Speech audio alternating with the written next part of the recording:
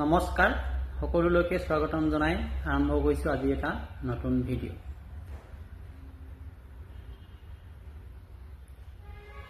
আজি আমি আলোচনা কৰিম দশম শ্ৰেণীৰ ইতিহাসৰ সমাজ বিজ্ঞানৰ প্ৰথম যেটো অধ্যায় আছে বংগ বিভাজন আৰু স্বদেশী আন্দোলন।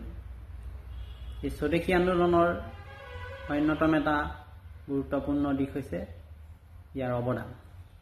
স্বদেশী আন্দোলন ভাৰতৰ স্বাধীনতা আন্দোলনৰ এক ঐতিহাসিক অধ্যায়। বংগভংগৰ বিপক্ষে সংঘটিত এই আন্দোলনে ভাৰতীয় সমাজ, ৰাজনীতি, অৰ্থনীতি আৰু সাংস্কৃতিক দিশত যে এক গভীৰ প্ৰভাৱ পেলাইছিল ই সকলোৰে জ্ঞাত। গতিকে আমি আজি এই স্বদেশী আন্দোলনৰনো কি অৱদান আছে এই মুখ্য অৱদানবিলাকৰ বিষয়ে এক অৱলোকন কৰোঁ। প্ৰথম অৱদানটো হৈছে গণ আন্দোলনৰ এক শিক্ষা প্ৰদান। স্বদেশী আন্দোলনে ভাৰতবাসীক গণ আন্দোলনৰ পাঠ দিয়াৰ ক্ষেত্ৰত এক বৈপ্লৱিক ভূমিকা গ্ৰহণ কৰিছিল। কেনেকৈ কৰিছিল আমি চাওঁ।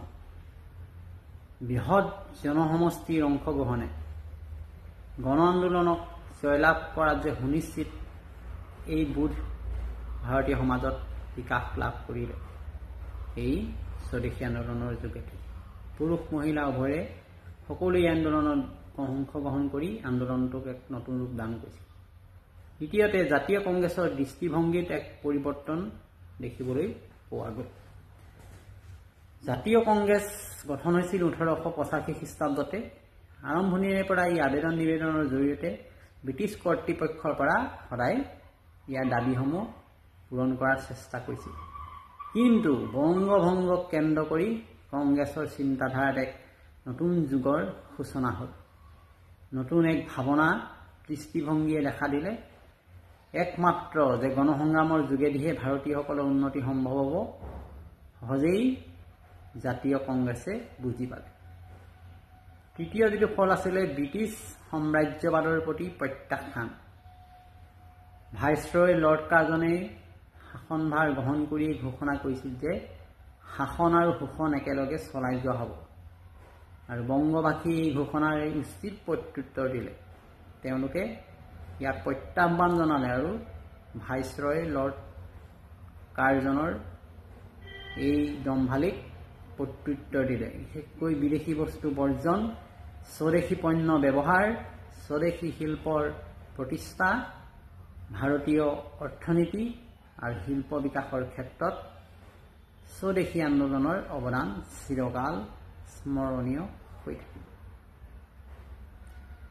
চতুৰ্থ যেটো অৱদান হৈছে ভাৰতীয় নাৰীৰ আন্দোলনত অংশগ্ৰহণ। বিশেষকৈ বংগৰ নাৰীসকলে স্বদেশী আন্দোলনক এটা নতুন ৰূপ গতি প্ৰদান কৰিলে। স্বদেশী আন্দোলনৰ মাজেৰে ভাৰতীয় নাৰীয়ে এই আন্দোলনত অংশগ্ৰহণৰ এটা নতুন পথ প্ৰশস্ত কৰিছিল। ভাৰতীয় নাৰীয়ে সামাজিক ৰাজনৈতিক ক্ষেত্ৰত সক্ৰিয় ভূমিকা গ্ৰহণ কৰিবলৈ আগবাঢ়ি আহিল। বংগৰ নাৰীৰ এই শক্তিক প্ৰত্যাহ্বান জনাবলৈ ব্ৰিটিছ উঠি পৰি লাগিছিল। একে সময়তে যুৱ সমাজত নতুন চিন্তাধাৰাৰ বিকাশ ঘটিলে। সশস্ত্ৰ বিপ্লৱৰ সূচনা হ'ল। স্বদেশী আন্দোলনৰ মাজেৰে ভাৰতবৰ্ষত সশস্ত্ৰ বিপ্লৱৰ সূচনা হৈছিলে। কেনেকৈ? নতুন প্ৰজন্মই আগ্নেয়াস্ত্ৰৰে সুসজ্জিত হৈ ব্ৰিটিছক ভাৰতৰ পৰা চিৰদিনৰ কাৰণে বিদায় দিয়াৰ প্ৰস্তুতি চলাইছিল আৰু তৰুণসকলে এই আন্দোলনৰ মাজত নিজকে সমৰ্পণ কৰি কি ধৰণে ব্ৰিটিছক বল প্ৰয়োগ কৰি হ'লেও ভাৰতবৰ্ষৰ পৰা বিতাড়ন কৰিব পাৰি তাৰ চিন্তা চৰ্চা কৰা। গতিকে সামগ্ৰিকভাৱে আমি এটা কথা নিশ্চিত হ'লো যে স্বদেশী আন্দোলনে ভাৰতীয় সমাজক আত্মনিৰ্ভৰশীল গণসংগ্ৰামৰ যোগ্যতা সম্পন্ন এক জাতি হিচাপে গঢ়ি তোলাত এক অমৰ অৱদান আগবঢ়ালে। এই আন্দোলনে ভাৰতীয় জাতীয়তাবাদৰ ভেটিক শক্তিশালী কৰাৰ লগতে ভৱিষ্যতৰ স্বাধীনতা আন্দোলনৰ ভিত্তি স্থাপন কৰিলে। গতিকে আমি এটা নতুন ভিডিঅ'ৰে পুনৰ দেখা হোৱাৰ প্ৰতিশ্ৰুতিৰে আজি আলোচনা সামৰিছোঁ। সকলোৱে নাপাহৰিব মোৰ এই পেজখন লাইক কৰিবলৈ, লগতে ইউটিউব চেনেল জ্ঞান সাগৰ সলিউশ্যন ছাবস্ক্ৰাইব কৰিব। ধন্যবাদ।